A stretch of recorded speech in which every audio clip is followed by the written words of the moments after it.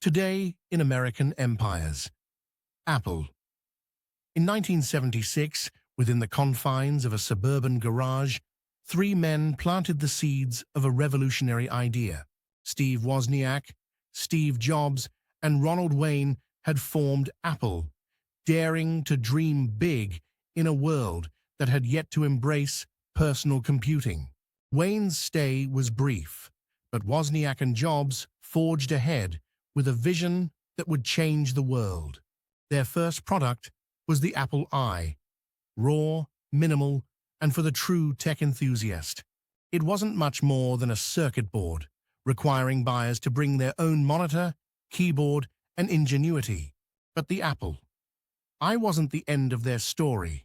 It was only the beginning. The Apple II came next, and it was nothing short of sensational. With a sleek plastic case and the ability to display color graphics, it wasn't just a machine. It was the promise of innovation wrapped in accessibility.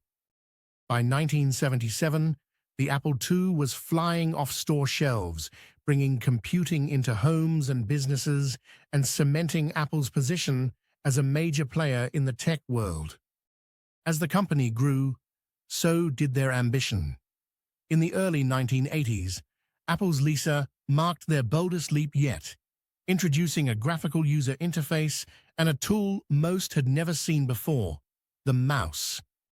The Lisa paved the way for the Macintosh, which made its debut in 1984 in dramatic fashion. For many, the Macintosh was more than a product. It was a gateway to creativity. Its ease of use and iconic design caught the world's attention, and Apple's legendary Super Bowl ad announcing its arrival only added to its mystique. Apple wasn't just a company anymore. It was a brand balancing design and daring innovation. But then, the story took an unexpected turn.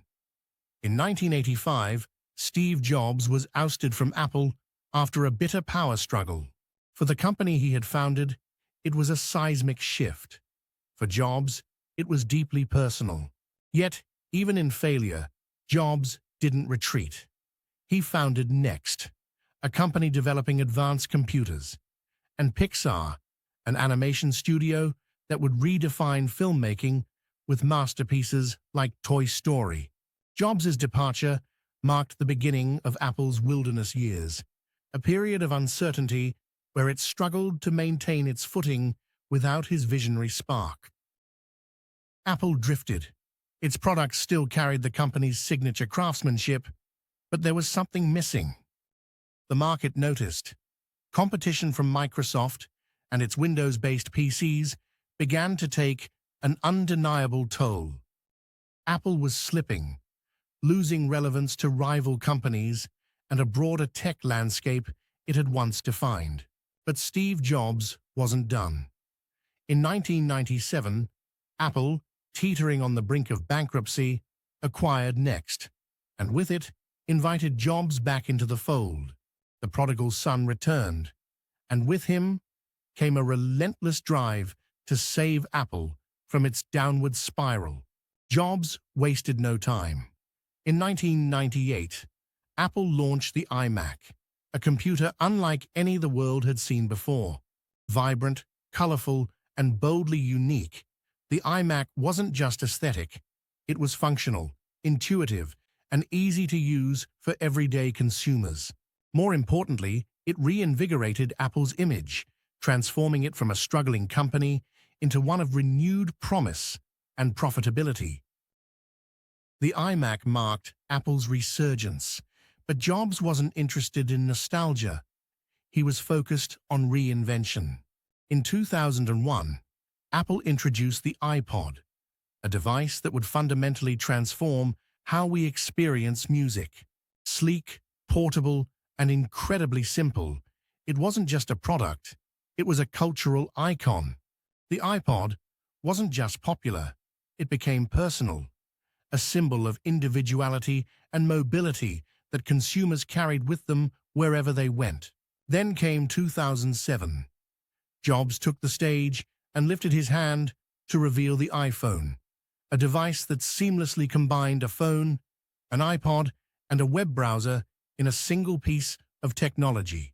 With a flick, a tap, and a scroll, he unveiled a device that essentially put the world into people's pockets.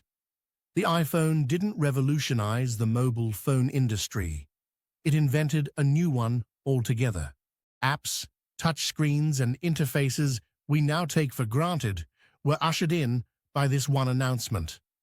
The iPhone was more than a device. It was a shift in the paradigm of communication, entertainment, and connectivity. As if the legacy of the iPhone wasn't enough, Apple redefined what a tablet could be with the 2010 launch of the iPad.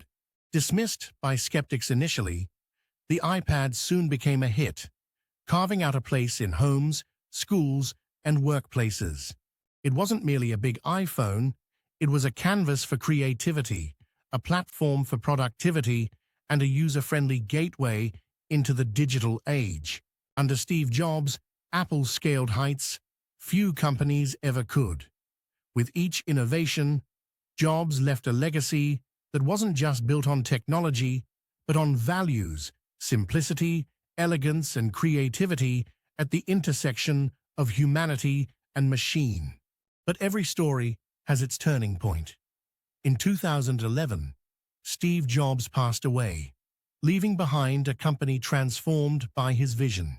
In the post-Jobs era, Apple retained its DNA, guided by CEO Tim Cook's steady leadership. Though comparisons to Jobs are inevitable, Cook has ushered in his own era of innovation and unprecedented success. The Apple Watch broke new ground in wearable technology. AirPods revolutionized the way we listen to and interact with sound. Apple Health and fitness initiatives signified the company's ongoing dedication to enhancing lives beyond gadgets.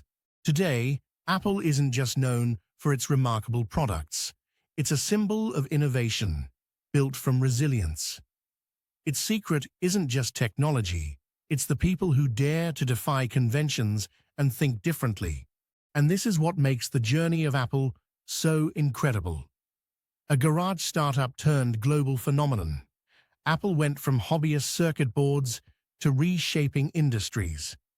Whether through the personal computer, the portable music player, or the smartphone, the company has consistently led the charge, breaking boundaries and rewriting what's possible.